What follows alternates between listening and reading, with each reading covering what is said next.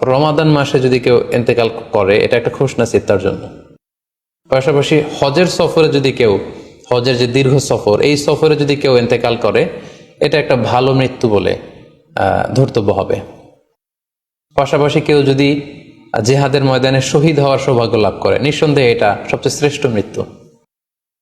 আল্লাহ তাআলার কাছে সবচেয়ে শ্রেষ্ঠ মৃত্যু হচ্ছে শাহাদাতের মৃত্যু, এবং শহীদের দেহ থেকে গড়ে গড়ে পড়া, মাটিতে পড়া যে রক্তের ফোঁটা, এই ফোঁটাটা আল্লাহ তাআলার কাছে খুব প্রিয়।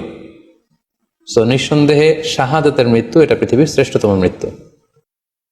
এবং সৎ কাজ করা অবস্থায়, কোন আমলে সলেহ ভালো কাজ করা অবস্থায় যদি কারো মৃত্যু ঘটে, লেটস সে কেউ তেলাওয়াত করছিল, হি ওয়াজ রিসাইটিং দ্য হোলি কোরআন, ওই অবস্থায় তার মৃত্যু হয়েছে। কিংবা রোজা মুখে ছিল, সে অবস্থায় তার মৃত্যু হয়েছে। অথবা সেজদায় পড়েছিল, সেজদারত অবস্থায় তার মৃত্যু ঘটেছে। এগুলো হুসনুল খাতিমা, অর্থাৎ ভালো বিদায় বা ভালো মৃত্যুর আলামত। কোনো ব্যক্তি যখন আমাদের থেকে বিদায় নিল, মৃত্যুবরণ করলো, তখন আমরা কিভাবে বুঝবো যে বিদায়টা ভালো ছিল এবং এই লোকটা আশা করি যে জান্নাতি হবে? এটা আমরা কিভাবে বুঝবো? প্রথমত বোঝার মাধ্যম হচ্ছে আন-নুতকু বিশ-শাহাদাতি ইনদাল মাউত।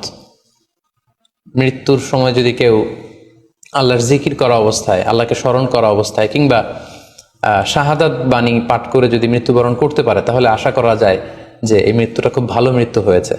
কারণ আল্লাহ রাসূল সাল্লাল্লাহু আলাইহি ওয়াসাল্লাম সুনানে আবু দাউদের এক বর্ণনায় ইরশাদ করেছেন, মান কানা আখিরু কালামিহি লা ইলাহা ইল্লাল্লাহ, যে ব্যক্তির শেষ বাক্য হবে লা ইলাহা ইল্লাল্লাহ, এবং এই কালিমাতুত তাইয়্যিবা এটা পরে যদি কেউ শেষ নিঃশ্বাস ত্যাগ করতে পারে, তাহলে সে জান্নাতে প্রবেশ করবে বলে আল্লাহ রাসূল সাল্লাল্লাহু আলাইহি ওয়াসাল্লাম আমাদেরকে সুসংবাদ দিয়েছেন।